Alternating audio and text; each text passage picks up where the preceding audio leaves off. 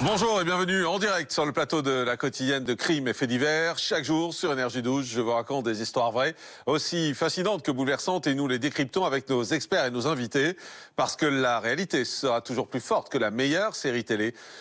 Nous ouvrons donc cette édition spéciale avec ce rebondissement dans l'affaire du petit Grégory. Et c'est à peine croyable, car il faut bien avouer que personne ne pensait vraiment qu'un tel rebondissement était possible. Alors ce midi, on peut se demander sérieusement si la justice est sur le point de découvrir qui a tué le petit Grégory. Après plus de 36 années d'errance, de coups de théâtre, de fiasco judiciaire, l'affaire pourrait bien connaître un nouveau dénouement. Une expertise d'un laboratoire d'analyse suisse révèle en effet que Jacqueline Jacob, la grande-tante du petit Grégory, serait très probablement l'auteur de la lettre de revendication reçue juste après le meurtre de l'enfant par ses parents.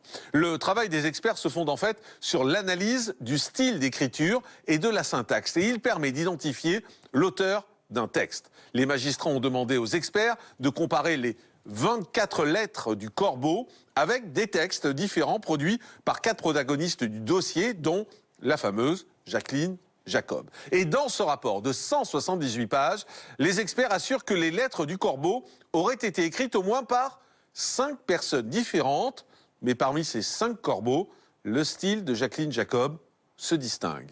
Les experts estiment qu'au moins 7 des 24 courriers sont signés de sa main, et notamment la fameuse lettre de revendication du meurtre du petit Grégory. Je voulais qu'on s'arrête un instant sur cette fameuse stylométrie, parce que c'est l'étude qui a été réalisée sur ces lettres, et c'est une étude un peu particulière qui ne se fait pas en France d'ailleurs, puisque vous avez vu que les enquêteurs sont allés faire cette étude en Suisse. Caroline de la Tournelle, bonjour, vous êtes en direct avec nous et vous êtes expert graphologue. Est-ce que vous pouvez nous expliquer ce qu'est la stylométrie ? Oui, c'est ce qui a été dit dans le reportage qu'on a entendu. La stylométrie, c'est effectivement l'analyse de la syntaxe, de la grammaire, des styles de langage qui sont propres aux personnes qui écrivent. Personnellement, en tant que graphologue experte, j'y donne pas beaucoup de crédit. Je préfère beaucoup plus l'expertise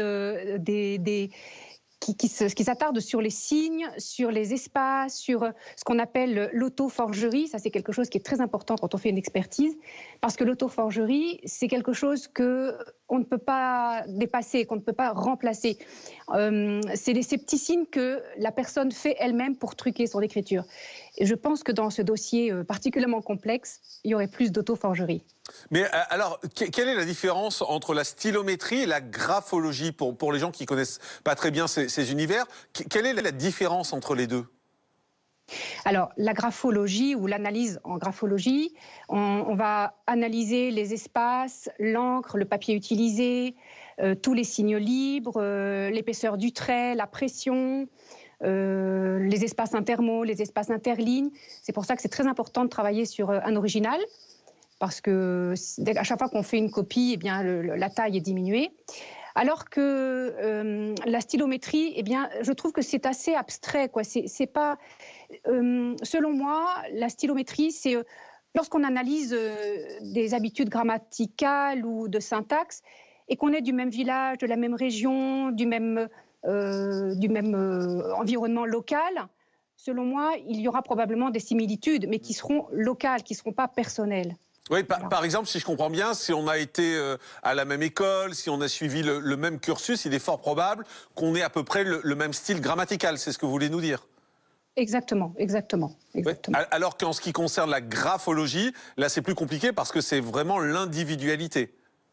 Tout à fait. Je pense que c'est plus sûr, la graphologie. Je pense que c'est plus objectif, plus neutre. Que ce soit dans l'un ou dans l'autre dans l'une ou l'autre des situations, il faut de toute façon agir avec la plus grande prudence. En fait, moi, en tant que graphologue experte, je grossis beaucoup, je regarde la pixelisation. On peut utiliser des outils spécifiques pour analyser l'encre.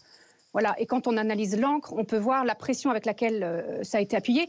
Et la pression d'une écriture est unique. on ne retrouvera jamais deux traits identiques. Mais Ça, c'est grâce à l'analyse des encres. si je comprends bien, la stylométrie quasiment pas utilisée en France. C'est assez étonnant de voir tout à coup ces enquêteurs qui vont chercher ça en Suisse. Surtout que, si je vous comprends bien, encore une fois, c'est assez contesté comme méthode. Oui, ça n'a pas été accepté en France, ce n'est pas reconnu. Ils considèrent effectivement que c'est trop... je crois que c'est pas assez scientifique finalement.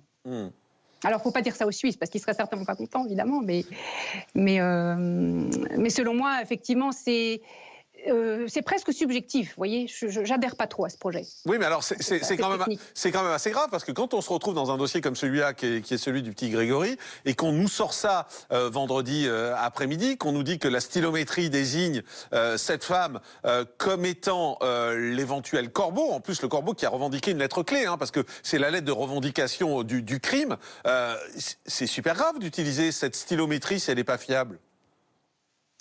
Oui, je suis assez perplexe aussi.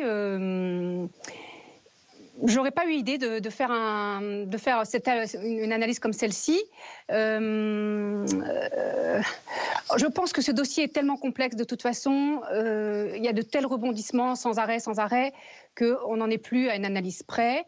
Et donc, on essaie de chercher par tous les moyens à trouver le coupable, quoi. Ce que je comprends très bien, hein. On a évidemment envie de faire éclater la vérité dans ce dossier complexe.